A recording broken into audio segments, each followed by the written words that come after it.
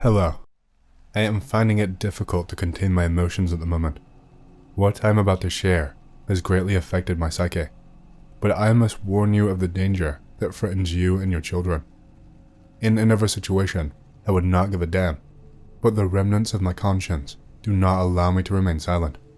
The consequences will be irreversible if you accidentally find yourself in the same situation as me.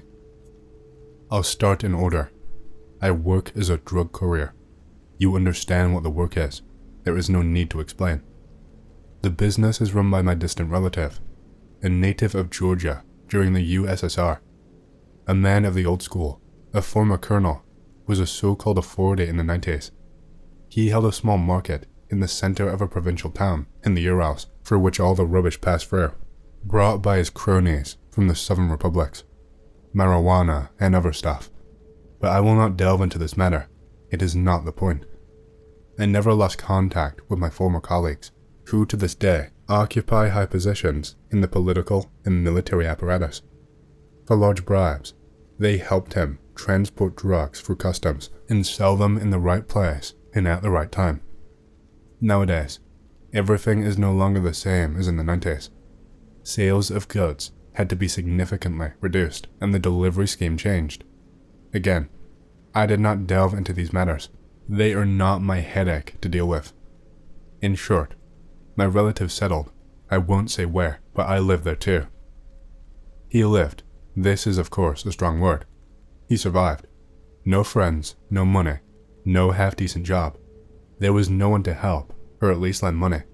I used to hear about him from my mother, but these stories were always like an edification to me. They say, you will become the same as him if you don't come to your senses. Well, he appeared in my life, literally, 6 months ago. He found me. I recognized him from photographs. We talked about life. He offered me a job with a flexible schedule and a normal salary. Naturally, I agreed, although I understood perfectly what he was doing, but I did not give a damn. Let the people get their money's worth if they want to. The scheme is quite reliable.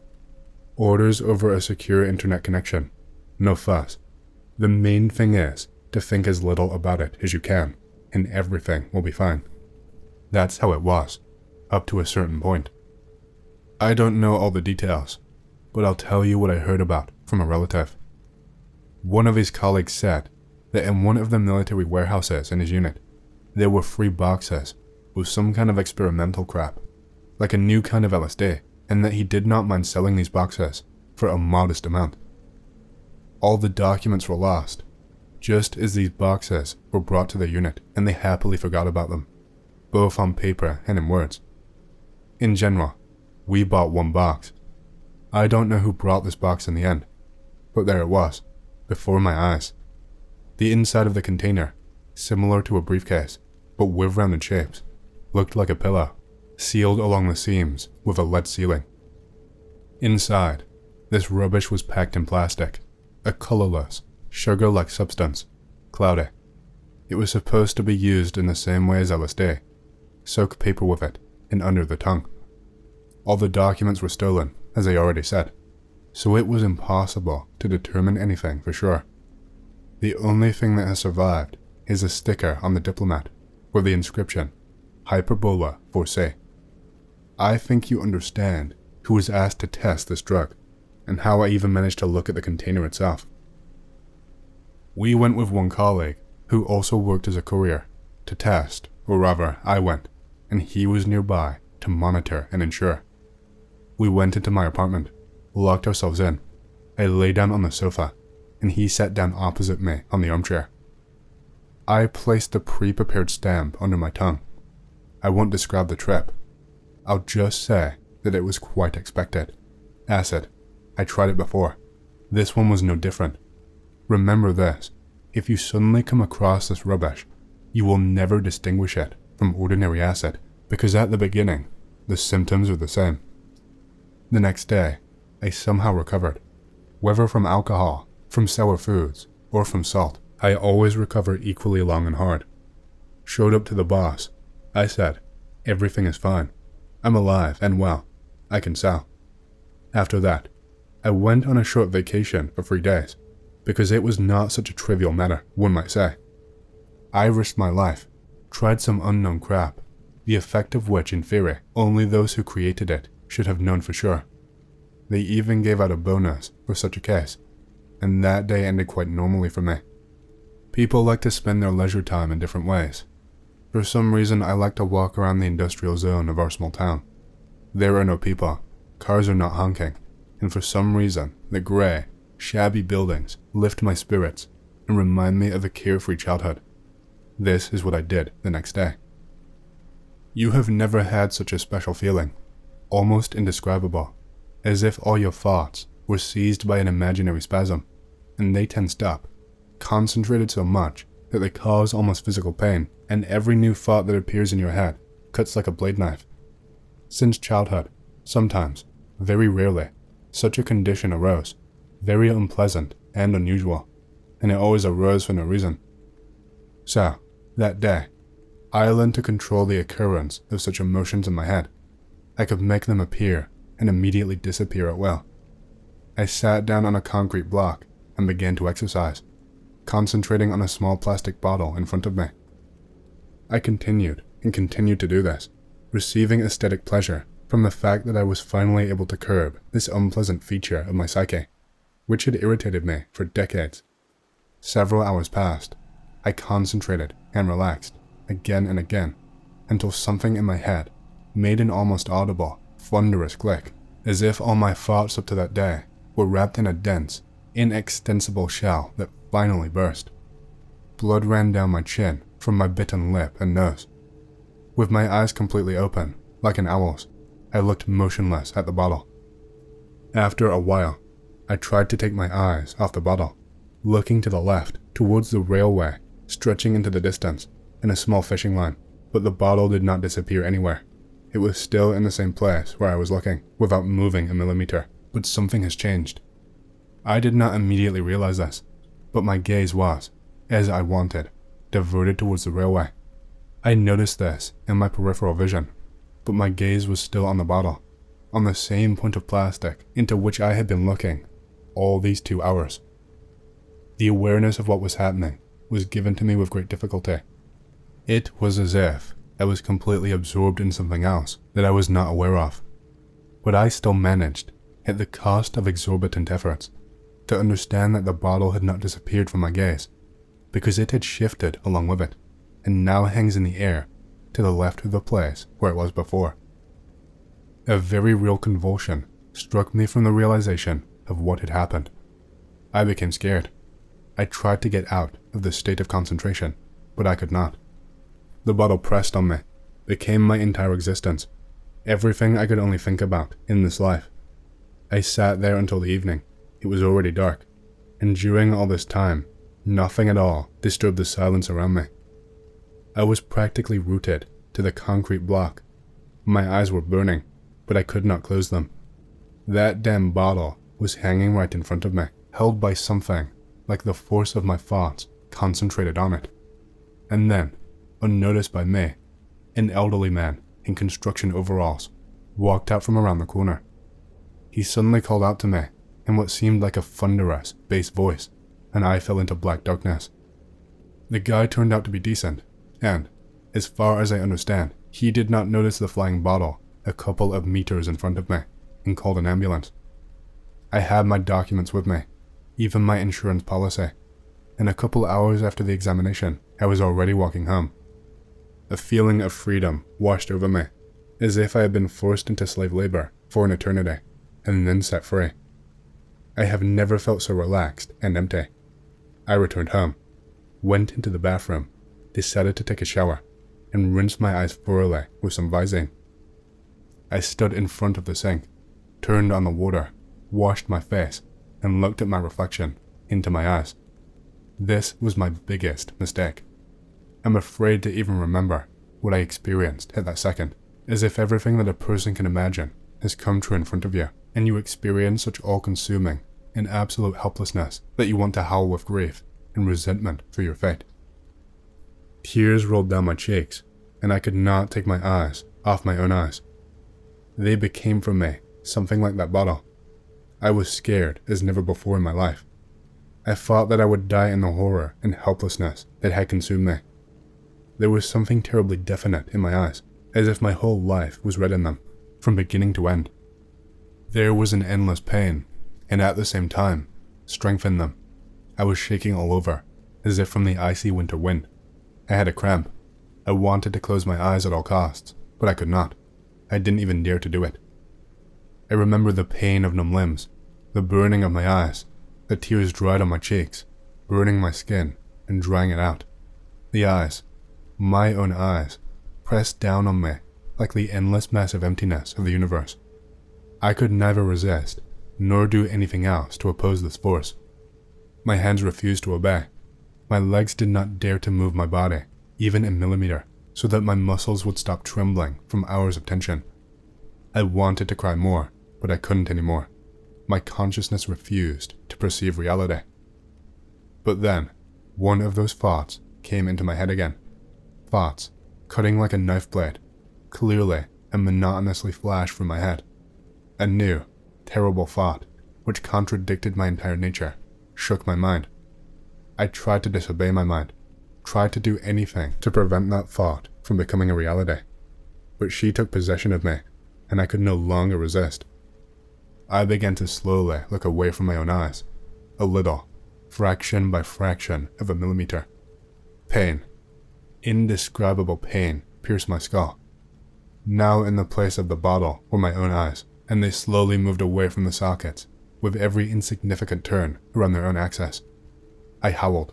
I could not open my mouth to scream. The pace of the turn kept accelerating the pain, which already seemed impossible, grew stronger and stronger, until in one terrible movement, my gaze went sharply to the right.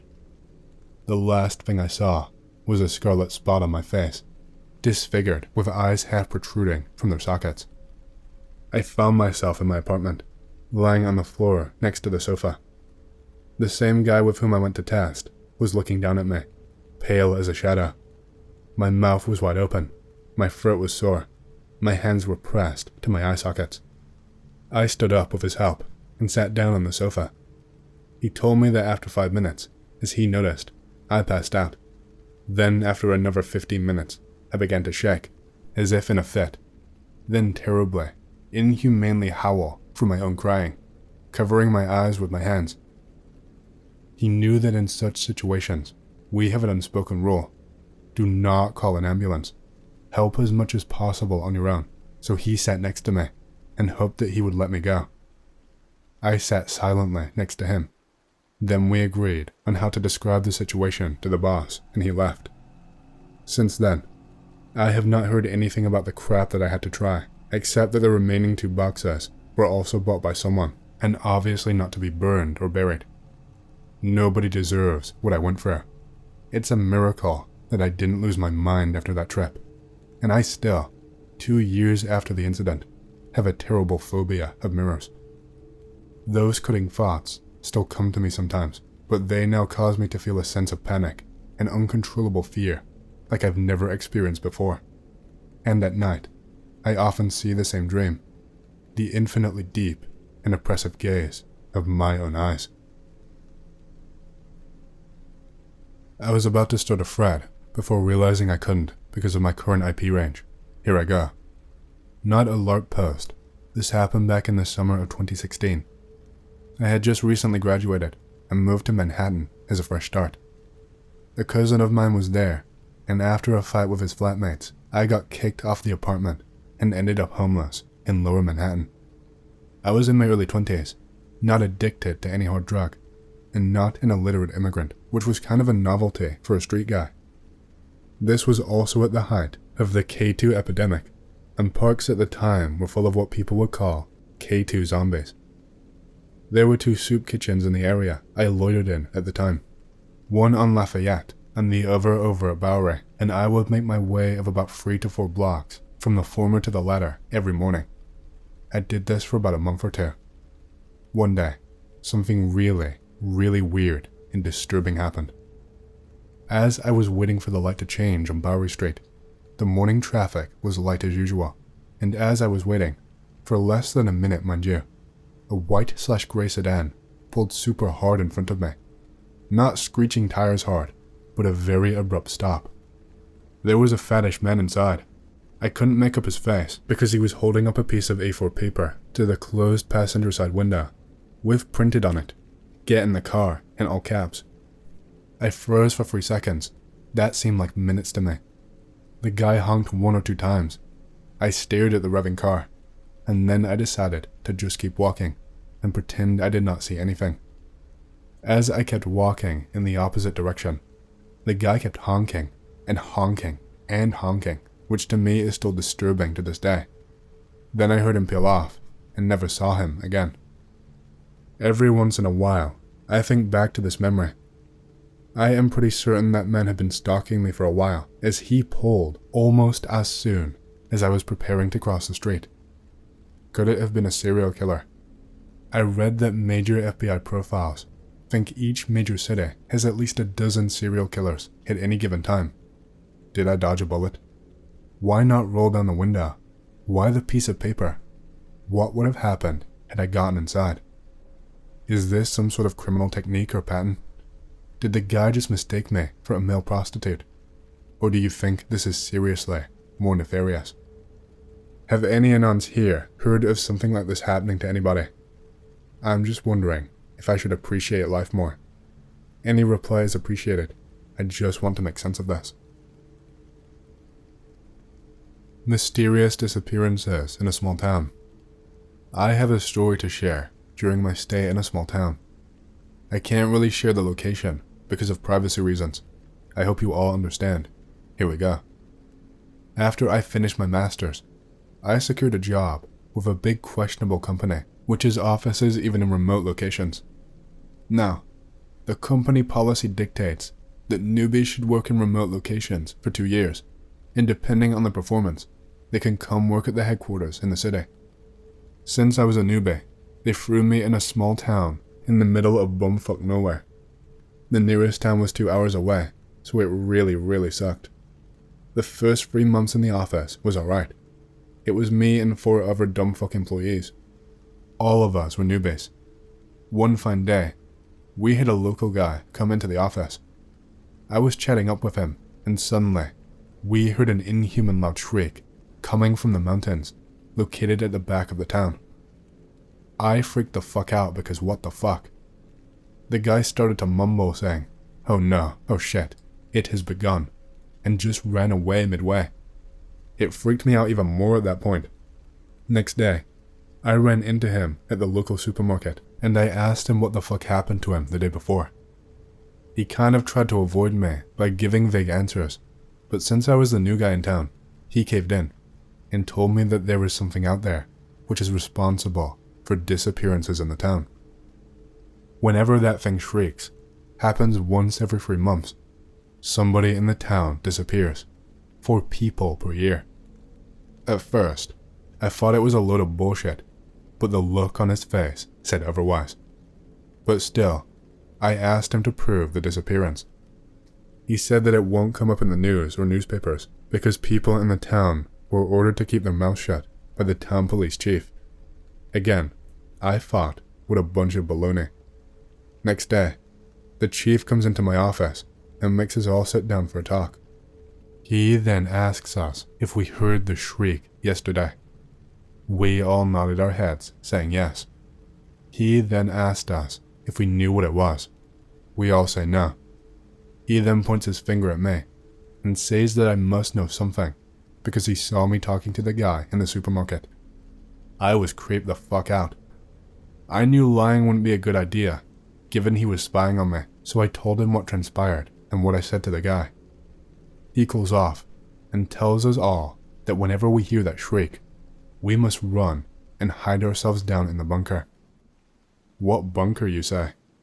Apparently, every building in the town has an underground bunker. He walks us down to the bunker and shows us what is what. Nobody in the town would tell me what was actually happening. 3 months later, shriek, run down to the bunker and hide till next day. Next day, hear that somebody disappeared. Town meeting was called. We all meet in the community center. Everybody talks about people disappearing, once every 3 months, and something is taking them, but nobody knows what it is. They were angry and want to know what it was. They wanted to put an end to it for once and all, but nobody was willing to take the initiative.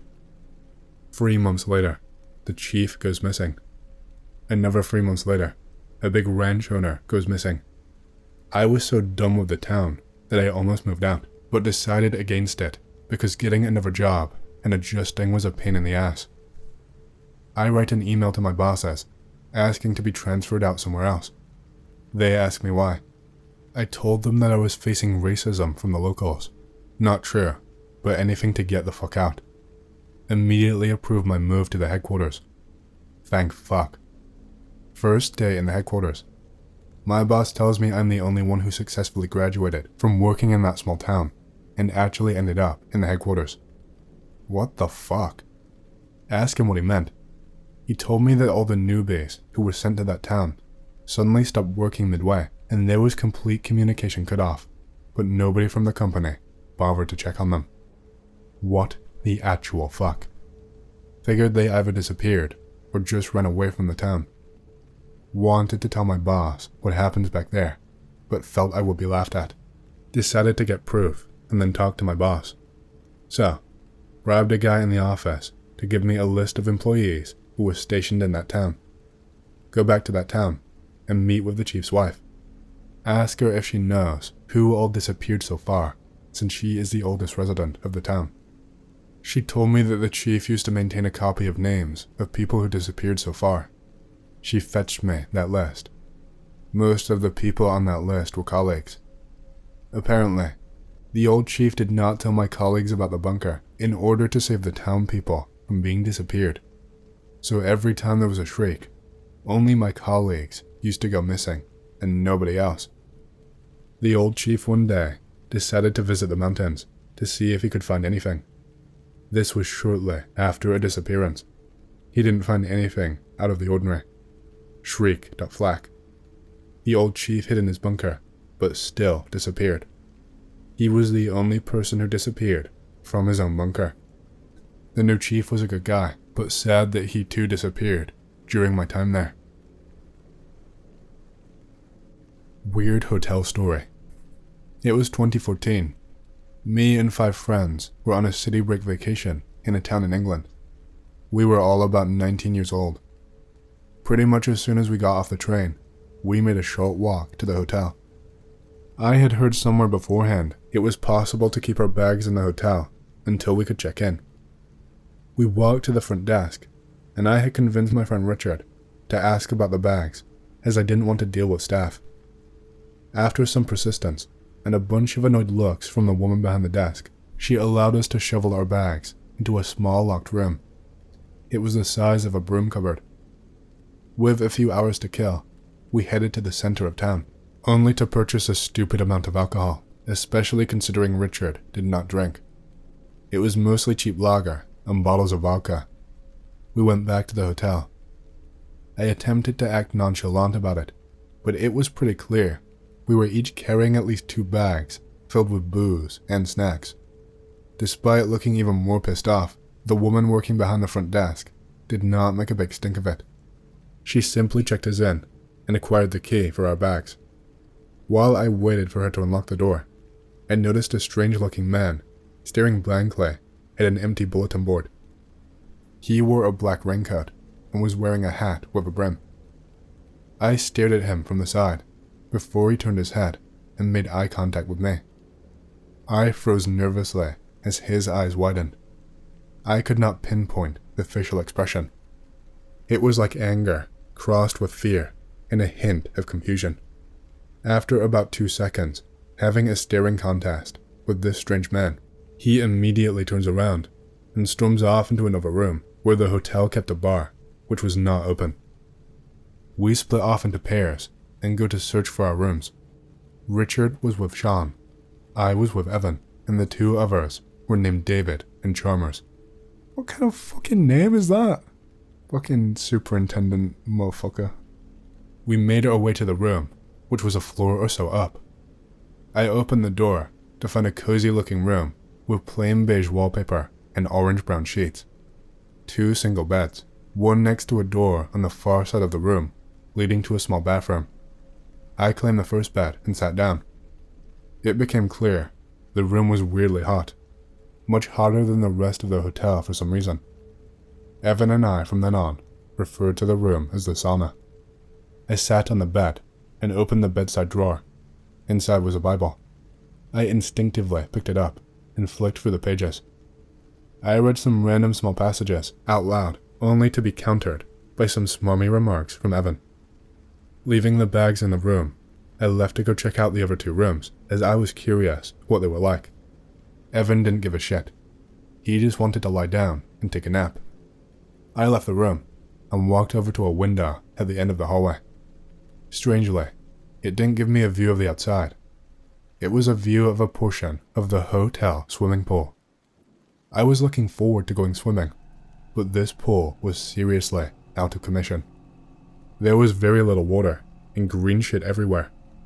Richard and Sean's room had blue and white wallpaper and was much bigger. Their bathroom was huge and remarkably chilly. They had an actual bath, which is where we decided to keep the alcohol.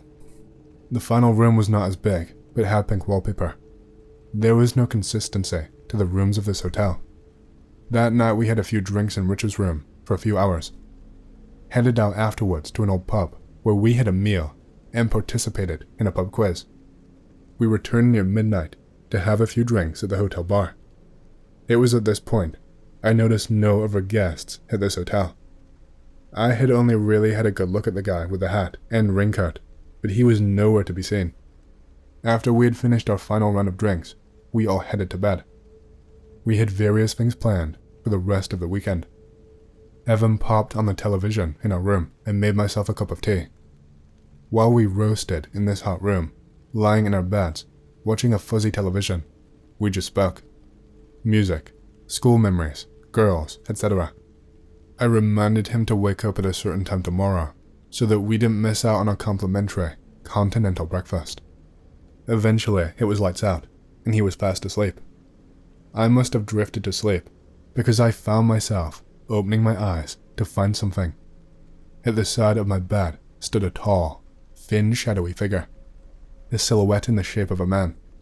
I stared at it in awe, before screaming as it moved closer towards me.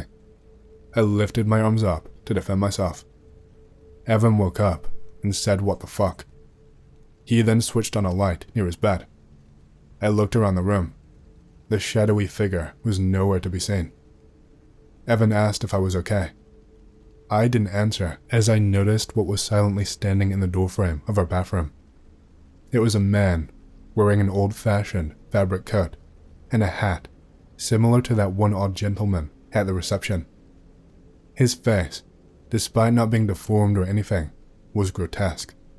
He had this devilish grin, wide eyes, very pale, white skin. Evan turned his head, only to see the strange figure look at him and fade away. Evan looks at me, confused and scared, does not say a word, just switches off his light, lies back down, turns, and closes his eyes. I did not sleep for the next 3 hours or so. I did wake up to an alarm, immediately walked to the bathroom, telling Evan to get up soon for breakfast. He just grunted back. There was no chance he was making it to breakfast. Got showered, got dressed, headed downstairs to the dining area. I met with a very cute, polite girl waiting the tables. Behind her was my 4 remaining friends. I explained to the girl I just wanted to sit with the group behind her. She walked me to my table and asked if I wanted some toast. I said yes. My 19-year-old mind immediately assumed she was flirting with me. This thought was then solidified when she brought me extra toast. After some teasing from Richard, I listened in to what David and Sean were talking about. Apparently, someone stole a bunch of supplies from the hotel that night.